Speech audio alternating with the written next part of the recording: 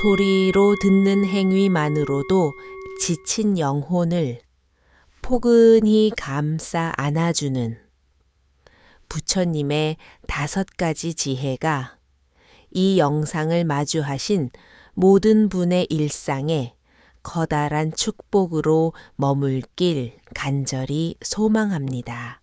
우리의 내면은 갈대처럼 쉽게 흔들리고 위태롭습니다. 고뇌가 밀려오면 단 한 찰나도 정지하지 못한 채 방황하며 고독이 엄습할 때면 가슴 한편이 시리게 아파옵니다. 더욱이 긴 세월을 살아오며 삶의 고개를 넘어온 분들에게는 지나온 날들의 그림자가 무겁게 짓눌러 더 깊은 시름에 잠기게 만들기도 합니다. 석가모니의 가르침 안에는 단순한 종교적 교리나 나한해한 철학을 넘어 우리가 살아가는 현장의 괴로움을 어루만지는 소박한 일화들이 깃들어 있습니다. 그 말씀을 귀다 마듣는 것만으로도 엉킨 마음이 풀리고 흐르던 눈물이 멈추며 답답했던 가슴이 시원하게 뚫리는 신비로운 힘이 존재합니다. 오늘 저는 그러한 불교의 가르침 5가지를 여러분의 가슴에 전해드리고자 합니다. 이 5가지의 일화는 각기 다른 시대적 배경과 상황을 바탕으로 전승되어 오지만 일관되게 우리에게 한 가지 핵심을 일깨워 줍니다. 바로 지금이라는 현재에 집착을 내려놓고 현상을 있는 그대로 수용하는 태도가 얼마나 깊은 고요함으로 연결되는가에 대한 진리입니다. 이제부터 하나씩 그 지혜의 오솔길을 함께 거닐어 보는 시간을 갖겠습니다.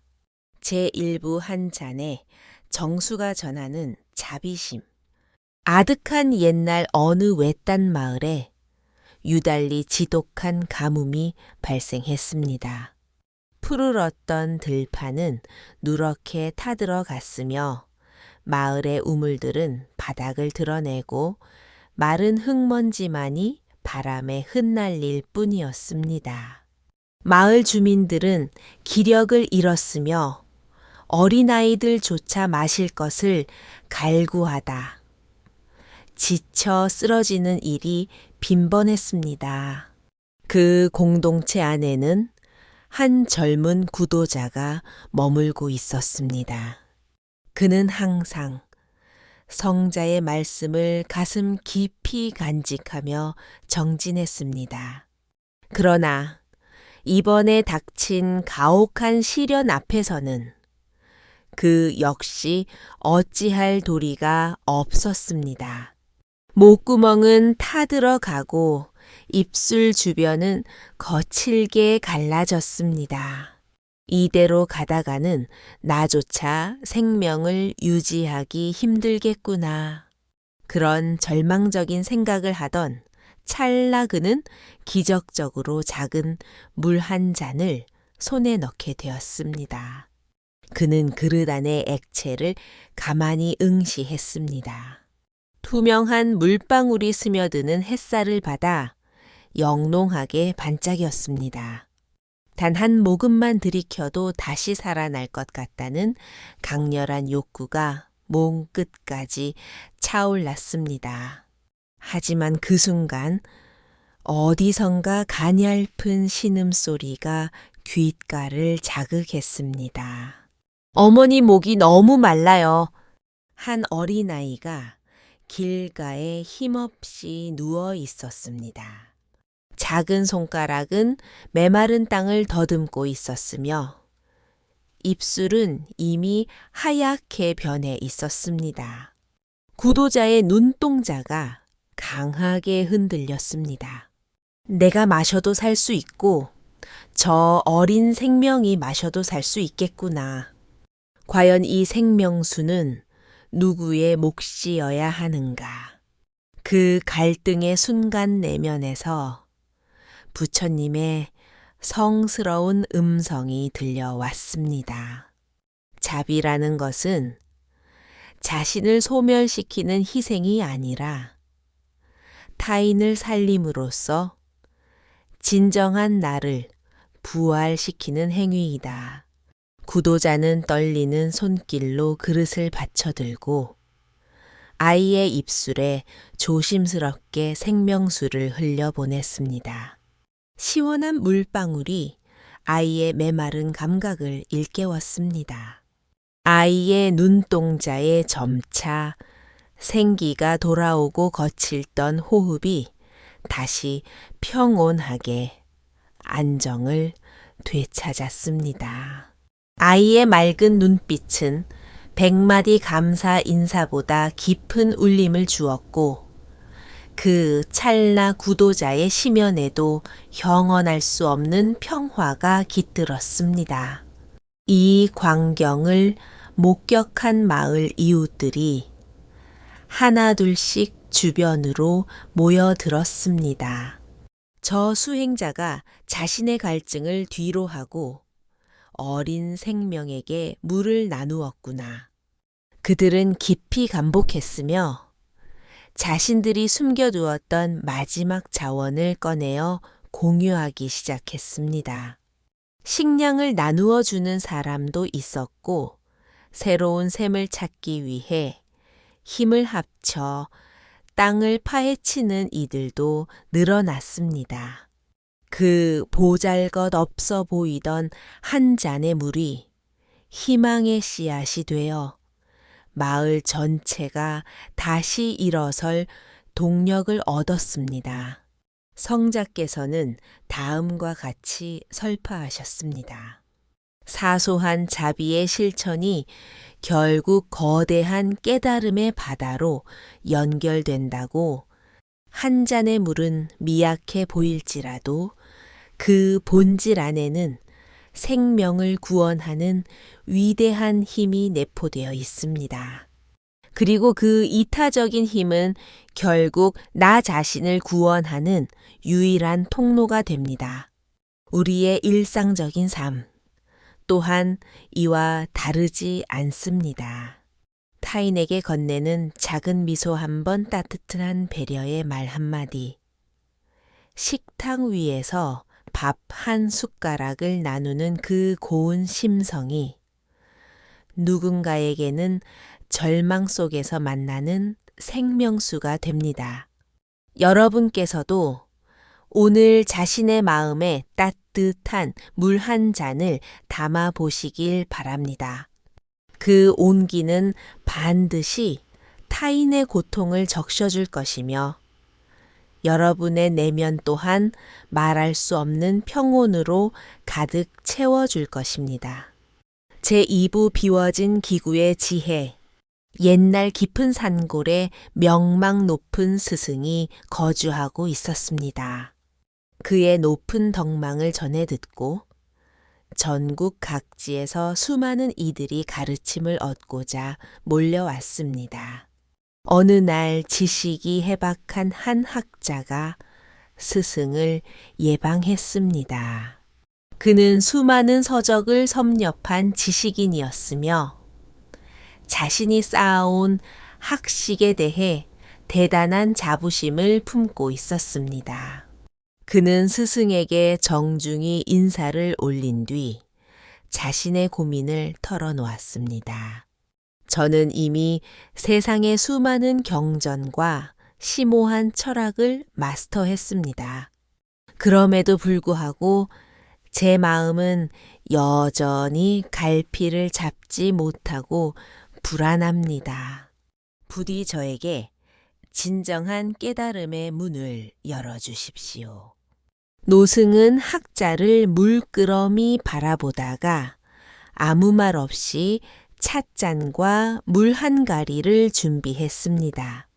그리고 항아리에 담긴 물을 학자의 잔에 가득 차도록 붓기 시작했습니다. 잔의 경계선까지 물이 차오르자 곧 사방으로 넘쳐 흐르기 시작했습니다. 하지만 노승은 동작을 멈추지 않고 계속해서 물을 쏟아부었습니다. 찻잔을 넘어선 물은 탁자를 적시고 학자의 옷소매까지 적시기 시작했습니다. 당황한 학자가 급히 소리쳤습니다. 스승님, 잔이 이미 넘치고 있습니다. 더 이상 담을 공간이 전혀 없습니다.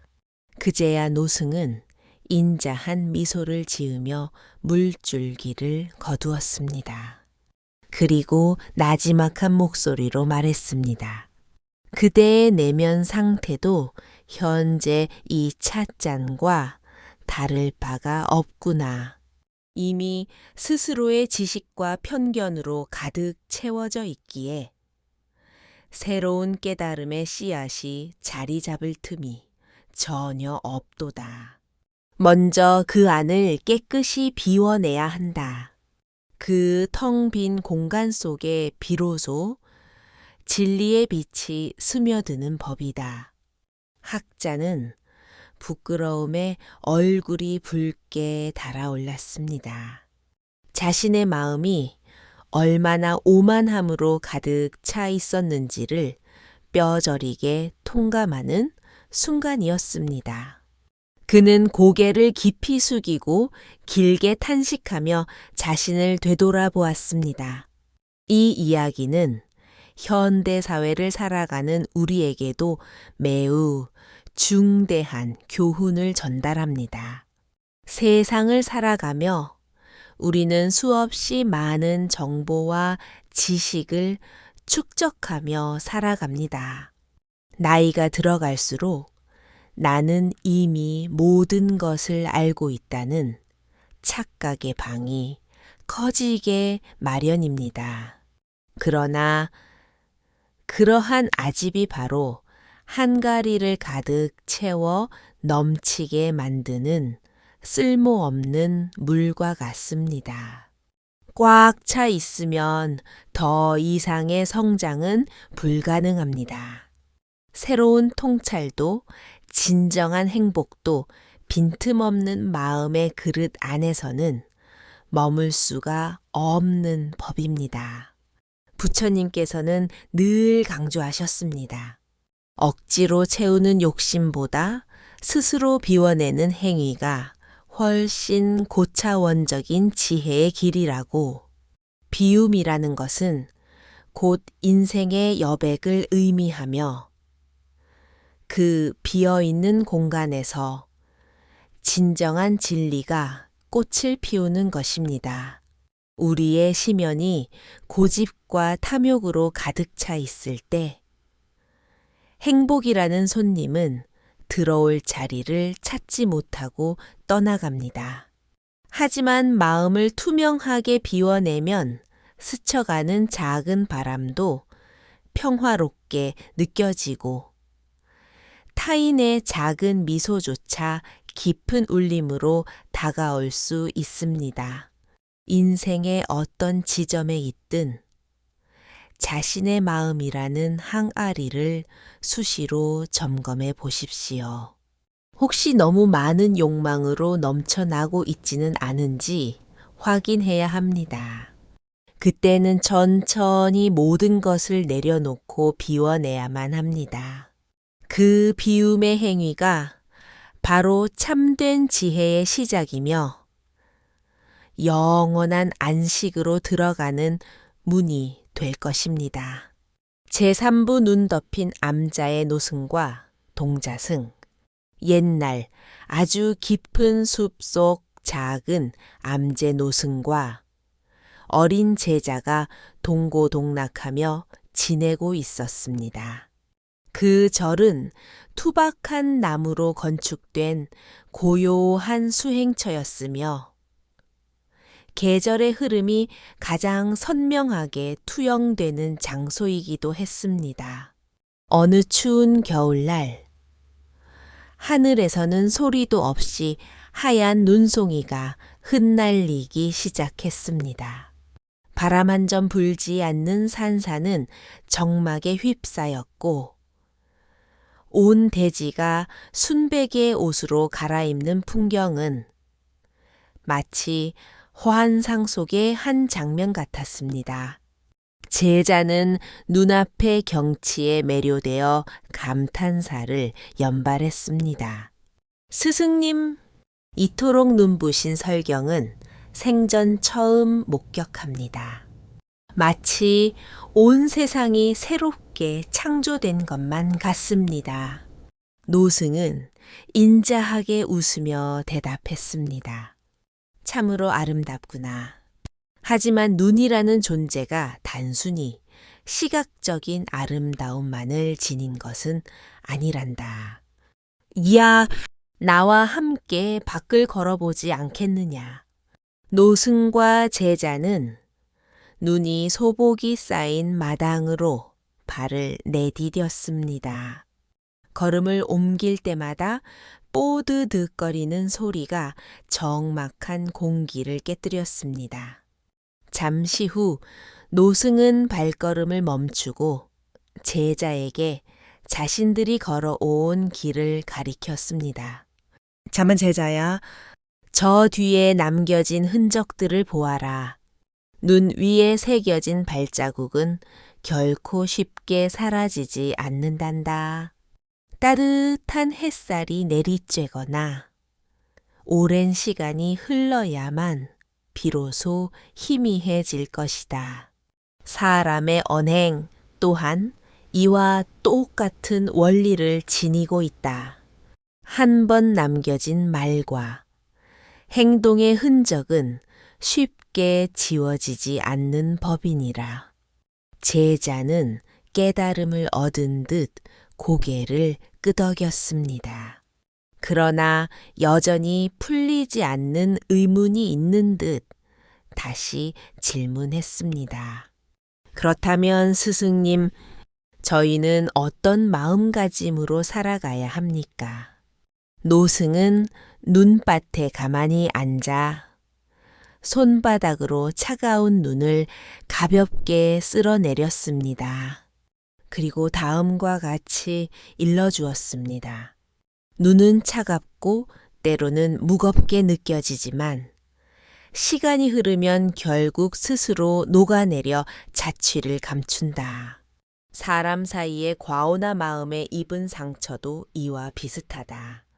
그것을 억지로 지우려고 발버둥 치기보다는 묵묵히 지켜보며 스스로 녹아 없어질 수 있도록 인내의 시간을 주어야 한다. 제자의 눈동자가 지혜로 밝게 빛나기 시작했습니다. 그는 자신이 남긴 발자국을 응시하며 속으로 굳게 결심했습니다. 내가 무심코 내뱉은 말과 행동이 타인의 영혼에 평생 남는 흔적이 될 수 있겠구나. 그러니 앞으로는 더욱 정중하고 따뜻한 태도로 세상을 살아가야겠다. 그 사건 이후 제자는 자신의 언행을 더욱 신중하게 다스리게 되었습니다. 그에게 있어 겨울의 눈은 더 이상 단순한 자연현상이 아니라 인생의 항로를 바꾸는 소중한 가르침이 되었습니다. 우리 역시 이 일화를 통해 중요한 사실을 인지할 수 있습니다. 눈은 잠시 내렸다 사라지는 찰나의 존재이지만 그 위에 새겨진 자국은 오랫동안 잔상을 남깁니다. 우리의 언어와 행위 또한 마찬가지입니다. 타인의 심장에 새긴 상처는 좀처럼 치유되지 않으며 반대로 건네준 따뜻한 위로의 한마디는 평생을 살아갈 힘이 되기도 합니다. 그러하기에 성자께서는 늘 경계하셨습니다. 말이라는 것은 시위를 떠난 화살과 같아 결코 되돌릴 수 없다. 그러니 입을 열기 전에 3번 이상 숫고하라. 이 겨울에 순백색 눈처럼 우리의 내면을 고요하게 정돈하고 흔적을 남기되 오직 온기 가득한 자취만을 남기는 삶. 그것이야말로 진정한 지혜자의 길이 아니겠습니까? 제4부 노모를 등에 업고 길을 떠난 수행자. 어느 큰 사찰에 장래가 촉망되는 젊은 승려가 한 분 계셨습니다. 그는 성자의 진리를 탐구하며 정진에 몰두했고 모든 세상의 집착으로부터 자유로워지기 위해 부단히 노력했습니다. 그러나 그의 마음 한구석에는 항상 떨쳐내지 못한 무거운 걱정거리가 자리 잡고 있었습니다. 그것은 바로 연로하신 어머니에 대한 염려였습니다. 어머니는 세월의 무게를 이기지 못해 신체가 극도로 쇠약해졌고 혼자서는 걷기조차 힘든 상태에 놓여 있었습니다. 그러던 어느 날 사찰에서 아주 중요한 대규모 법회가 개최되게 되었습니다. 모든 수행자가 집결하여 멀리 떨어진 산속의 본사를 방문해야 하는 일정이었습니다. 승려 또한 동참해야 했지만 홀로 남겨질 어머니에 대한 걱정 때문에 발길이 차마 떨어지지 않았습니다. 그때 어머니가 나지막이 승려를 불러 말했습니다. 아들아, 네가 진리의 길을 걷는 모습을 보는 것만으로도 내 마음은 이미 무량한 기쁨으로 충만하단다. 내에 대한 걱정은 접어두고 평안히 다녀오너라. 하지만 승려는 차마 병든 어머니를 홀로 남겨두고 떠날 수 없었습니다. 그는 고심 끝에 어머니를 자신의 등에 업고 험난한 여정을 시작하기로 결심했습니다. 가파른 산등성이를 오르며 등에 업힌 어머니는 자식에게 짐이 된다는 미안함에 연신 눈물을 훔쳤습니다. 내가 너의 앞길에 장애가 되는구나. 승려는 온화한 미소를 지으며 어머니를 안심시켰습니다. 어머니, 부처님께서는 분명히 말씀하셨습니다. 이 우주에서 가장 숭고한 공덕은 부모를 지극정성으로 모시는 효심이라고 말입니다. 저는 지금 성자의 길을 걷는 것과 동시에 세상에서 가장 고귀한 복을 쌓고 있는 중입니다. 이 광경을 목격한 주변 사람들은 말할 수 없는 감동에 휩싸였습니다. 성자의 제자가 노모를 등에 업고 수행의 길을 걷는 모습이야말로 살아있는 법문이며 참된 수행자의 본보기로다. 그 여정에서 수많은 이들이 자신의 삶을 되돌아보고 참회했습니다.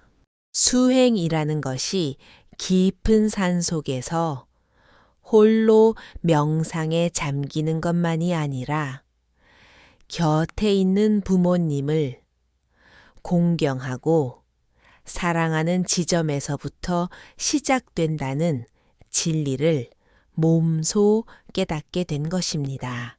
성자께서도 누차 강조하셨습니다. 부모를 섬기는 마음가짐은 곧 깨달은 자를 섬기는 마음과 동일하다. 효라는 가치는 단순히 가족 간의 윤리를 넘어 우리를 최상의 깨달음으로 인도하는 가장 강력한 자비의 실천법입니다. 우리의 인생사 또한 이와 일맥상통합니다. 젊은 시절에는 오직 성공과 목표만을 향해 질주하지만 세월이 흐르면 부모님의 손길은 점점 가늘어지고 우리의 보살핌을 간절히 기다리는 순간이 찾아옵니다. 바로 그 시점이 불자로서 또한 인간으로서 가장 위대한 수행을 실천할 기회가 되는 것입니다. 노모를 등에 업고 묵묵히 길을 걸었던 그 승려의 발걸음처럼 우리도 평범한 일상 속에서 부모님께 건네는 따뜻한 시선 하나, 작은 배려 하나를 실천한다면 그것이 곧 어떤 기도보다 큰 공덕이 될 것입니다. 이 이야기는 단지 고전 속의 전설이 아닙니다. 오늘날 우리의 삶 속에서도 여전히 유효한 생생한 가르침입니다. 효심은 시대를 초월하여 변하지 않는 진리이며 그 아름다운 마음은 세대와 세대를 이어 영원히 빛날 것입니다.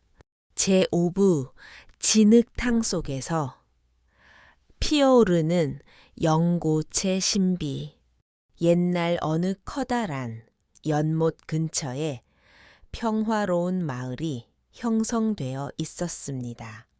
그 연못은 규모가 상당했으나 물은 항상 탁한 흙탕물로 가득 차 있었습니다. 마을 사람들은 그 지저분한 연못을 바라보며 혀를 끌끌 찼습니다. 저토록 더러운 물 속에서는 어떤 생명체도 제대로 자랄 수 없을 거야. 악취만 풍기고 보기 흉한 진흙뿐이니 아무런 가치도 없는 장소로군. 그러나 어느 해 무더운 여름날 사람들은 믿기지 않는 광경을 목격하게 되었습니다. 오염된 흙탕물 속에서 연약해 보이는 초록색 줄기가 수면 위로 솟아오르더니 강렬한 햇살을 받으며 하늘을 향해 힘차게 뻗어 나갔습니다. 그리고 마침내 그 줄기의 끝단에서 눈부시게 아름다운 연꽃이 개화했습니다. 탁한 물 위에 순백의 꽃잎이 고요하게 펼쳐지자 마을 사람들은 숨을 죽인 채 그 경이로운 모습에 압도당했습니다. 마을에 거주하던 한 노승이 그 장면을 지켜보며 대중에게 말했습니다. 보십시오. 저 연꽃이야말로 우리 인생의 본질을 관통하는 진리입니다. 가장 불결한 흙탕물을 뚫고 올라와 세상에서 가장 정결하고 고운 꽃을 피워내지 않았습니까? 사람들은 고개를 끄덕이며 깊은 탄식을 내뱉었습니다. 흙탕물이라는 토양이 없었다면 저토록 아름다운 연꽃도 존재할 수 없었겠군요. 고통이라는 시련이 없이는 진정한 깨달음의 열매도 맺힐 수 없다는 뜻이겠지요. 성자께서도 연꽃을 가르침의 비유로 자주 활용하셨습니다. 연꽃은 더러운 진흙 속에서 뿌리를 내리고 성장하지만 그 오염 물질에 결코 물들지 않고 오직 맑고 향기로운 꽃만을 피워냅니다. 우리의 인생 여정 역시 이와 매우 흡사합니다. 삶의 고통과 처절한 시련 속에서 단련되어야만 비로소 깊고 맑은 지혜의 꽃이 만개할 수 있습니다. 어떤 이들은 절망 섞인 목소리로 말합니다. 나는 이미 너무 많은 상처를 입었고 수많은 실패를 경험했기에 더 이상의 희망은 존재하지 않는다. 그러나 부처님의 통찰은 전혀 다릅니다. 바로 그 아픈 상처와 뼈 아픈 실패의 경험들이 지혜와 자비를 길러내는 자양분이자 뿌리가 될 수 있다는 사실입니다. 연꽃이 화려하게 피어난 연못의 풍경을 다시 한번 상상해 보십시오. 겉보기에 흙탕물은 지저분하고 쓸모없어 보이지만 사실 그 안에는 식물을 키워낼 풍부한 영양분이 가득 들어차 있습니다. 연꽃은 그 탁함을 걸음 삼아 성장하여 세상에서 가장 아름다운 꽃을 탄생시킵니다. 우리가 흘리는 눈물과 겪어내는 고뇌도 이와 같습니다. 그 어둠 속에는 새로운 생명을 잉태하고 키워내는 강력한 에너지가 숨겨져 있습니다. 삶이 고달프다고 느껴질 때 왜 하필 나에게만 이런 가혹한 운명이 닥치는지, 원망이 생길 때 잠시만 연꽃의 생명력을 떠올려 보십시오. 현재 겪고 있는 그 고난이 바로 당신의 영혼을 꽃 피우기 위한 필수적인 흙탕물일 수 있습니다. 그 탁함 속에서 인내하며 성장해야만 더욱 견고하고 투명한 내면을 소유할 수 있습니다. 노승은 마지막으로 군중들에게 간곡히 당부했습니다. 연꽃의 기적을 보며 마음속의 절망을 희망의 불씨로 전환하십시오. 흙탕물이라는 환경을 두려워하지 말고 그 척박함 속에서도 반드시 고귀한 꽃을 피울 수 있다는 믿음을 잊지 마십시오. 제6부 5가지 일화가 전달하는 통합된 깨달음. 지금까지 우리는 부처님의 지혜가 담긴 5가지 소중한 이야기를 함께 여행했습니다. 한 잔의 정수가 보여준 숭고한 자비, 텅 빈 항아리가 일깨워준 비움의 지혜, 눈 덮인 산사에서 체득한 언행의 엄중함, 노모를 등에 업은 승려의 길에서 발견한 효의 가치, 그리고 탁한 진흙탕 속에서 피어난 연꽃의 위대한 깨달음까지, 이 이야기들은 겉으로 보기에는 각기 다른 형식을 취하고 있지만 궁극적으로는 모두 하나의 방향을 가리키고 있습니다. 그 종착지는 바로 자신의 마음을 다스리고 삶을 새로운 관점으로 재정의하는 구도의 길입니다. 먼저 자비의 물 한 잔은 우리에게 속삭입니다. 아주 미미한 것이라도 진심을 담아 나눌 때 그 선행은 거대한 파도가 되어 나 자신과 타인을 동시에 치유한다는 사실을 말입니다. 비워진 항아리는 우리에게 경고합니다. 이미 자기중심적인 사고로 가득 찬 공간에는 그 어떤 고귀한 진리도 머물 수 없음을 보여줍니다. 지식에 대한 집착을 버리고 욕망을 내려놓아 마음을 비울 때 비로소 우주의 진리가 그 자리에 안착하게 됩니다. 눈 내리는 산사의 발자국은 우리의 발걸음을 멈추게 합니다. 내가 무심결에 남긴 말과 행동이 타인의 영혼에 지워지지 않는 낙인이 될 수 있음을 인지하고 오직 따뜻하고 긍정적인 흔적만을 남겨야 한다는 엄중한 가르침을 줍니다. 노모를 업고 험로를 걷던 승려의 뒷모습은 우리에게 근본적인 질문을 던집니다. 당신의 수행은 과연 어디서부터 출발하고 있습니까? 효라는 가치는 단순한 인륜을 넘어 성자를 섬기는 것과 다름없는 최상의 공덕임을 우리 가슴에 새겨줍니다. 그리고 마지막으로 영꽃은 우리에게 희망을 전합니다. 고통이 배제된 삶이란 존재하지 않으나 그 극심한 통증이야말로 영꽃을 피워내는 자양분이 풍부한 흙탕물이며 절망의 심연 속에서도 희망의 줄기를 키워내는 근간이 된다는 사실을 알려줍니다. 이 5가지 이야기가 공통으로 지향하는 깨달음은 명료합니다.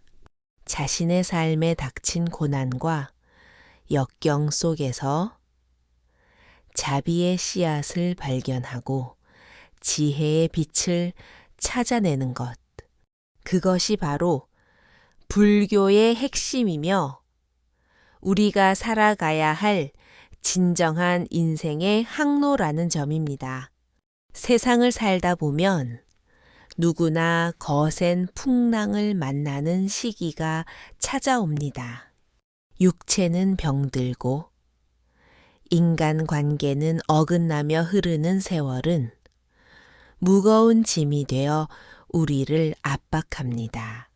하지만 바로 그때 우리가 상기해야 할 것이 바로 오늘 함께 나눈 5가지의 지혜입니다. 작은 자비가 거대한 기적을 창조하고 비움의 미학이 곧 최상의 지혜가 되며 따뜻한 언어 한마디가 평생의 안식처가 되고 효심을 실천하는 것이 곧 최고의 수행이며 고통이야말로 희망을 경작하는 비옥한 토양이 된다는 진실입니다. 성자께서는 늘 설법하셨습니다. 깨달음이라는 것은 결코 먼 곳에 존재하는 신비가 아니라 지금 이 찰나에 자신의 마음을 어떻게 운용하느냐에 전적으로 달려 있다고 말입니다. 그러므로 오늘 이 시간부터는 마음속의 찌꺼기를 조금씩 비워내고 주변에 작은 자비를 실천하며 타인의 가슴에 온기 어린 흔적을 남기고 부모님께 효도를 다하며 고통의 순간마다 영고체의 강인함을 떠올려 보시기 바랍니다. 이 5가지 이야기는 단순한 과거의 유산이 아니라 지금 이 순간 당신의 운명을 바꾸는 소중한 길잡이가 될 것입니다. 제7부 영혼에 남겨지는 마지막 유훈, 우리는 오늘 부처님의 숨결이 느껴지는 5가지 지혜로운 일화를 경청했습니다. 자비의 생명수, 비움의 그릇, 설원의 발자국, 효행의 길, 그리고 진흙 속의 연곶. 이 이야기들의 흐름을 따라오며 여러분의 굳어있던 마음 한 구석이 부드럽게 녹아내리기도 하고 지나온 삶의 편린들이 떠올라 눈시울이 붉어지기도 했을 것입니다. 그러나 그것은 단순한 감정적 동요가 아니라 여러분의 내면 깊은 곳에서 울려 퍼지는 깨달음의 공명입니다. 성자께서는 언제나 말씀하셨습니다. 진정한 깨달음은 특별한 장소나 대상에 있는 것이 아니라 지금 당신이 발을 딛고 서 있는 그 자리에서 찬란하게 피어난다고 말입니다. 한 잔의 물을 나누는 것은 우리가 매일 실천할 수 있는 나눔의 미덕이며 항아리를 비우는 행위는 매 순간 집착을 놓아버리는 마음 공부입니다. 눈 위의 발자국은 우리가 매일 생산해내는 언어와 행동의 결과물이며 어머니를 등에 업은 승려의 길은 지금 곁에 계신 가족을 향한 지극한 사랑의 표현입니다. 그리고 연꽃은 우리 삶의 고난이 결코 무의미하지 않음을 증명하는 위대한 상징입니다. 인간은 누구나 세월의 흐름에 따라 노화의 길을 걷습니다. 육신은 예전처럼 민첩하지 못하고 기억은 점차 흐릿해지며 고독이라는 감정은 수시로 우리를 찾아옵니다. 하지만 그 쇠락의 길 위에서도 우리는 여전히 새로운 것을 배울 수 있습니다. 작은 자비심에서 스스로를 비워내는 여백에서 타인을 기다려주는 인내에서 그리고 조건 없는 사랑의 실천에서 말입니다. 오늘 가슴에 댐은 5가지 지혜를 소중히 간직하십시오. 그리고 삶의 여정에서 지치고 낙담할 때마다 이 이야기들을 다시금 반추해 보시길 바랍니다.